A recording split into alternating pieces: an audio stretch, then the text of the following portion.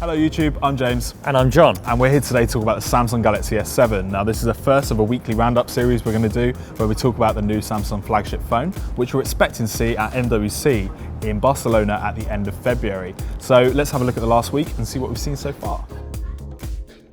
So the week kicked off with news from South Korea suggesting that a Samsung employee had actually leaked specs about the S7. Now, we don't know who this employee was or if they're legit, but this employee was saying that it's going to come in black. Apparently that's going to help it have a more premium look and feel. Yep. I'm not sure how that's going to happen, but okay. But the more interesting thing that he said was, he said it's going to have a 12 megapixel camera with excellent low light photography, the Apertura f1.7. Yeah.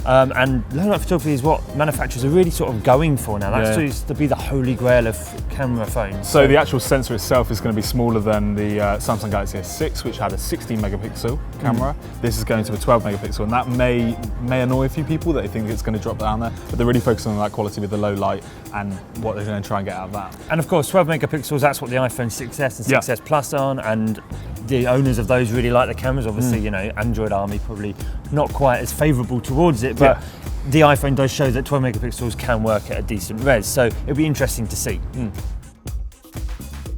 So in the middle of the week, we saw a story which was from Geekbench 3, the benchmarking for the Snapdragon 820 version of the Samsung Galaxy S7. Well, the rumour version seemed to not be doing as well as what we've seen the Qualcomm chip do before.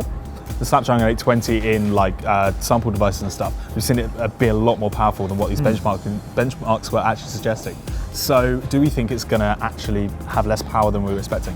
Well, it's hard to say. Obviously, those Qualcomm sort of test devices are always going to put the 820 up right on a pedestal, and it's not a bad thing. The results it's getting still exceed what the S6 was getting last year, so it's still going to have more power.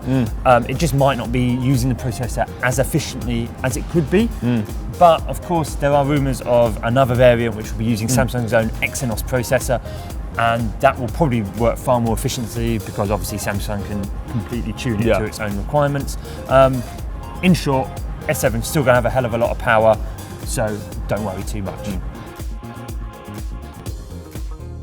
Next up, we had a slide apparently leaked from an internal Samsung presentation showing some S7 specs alongside the S6 and the S5.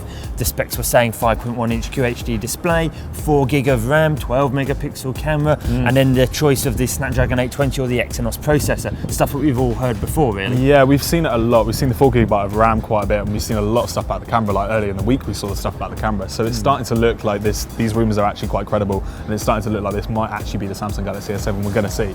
It is a little bit disappointing though. 5.1-inch QHD display, that's basically the same as last year. 4 gig of RAM, it's a bump up, but you know, it's not crazy. And the camera, again, it'll be interesting to see how well it performs, but but none of these specs are really jumping out. So hopefully Samsung's still got something up its sleeve that it hasn't let slip yet. Yeah, let's hope so.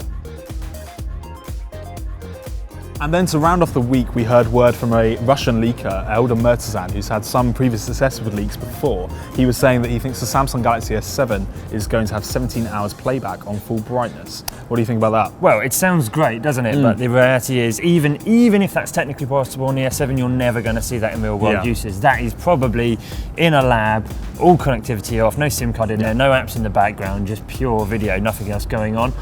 Real world usage, you're probably not even going to get close to that.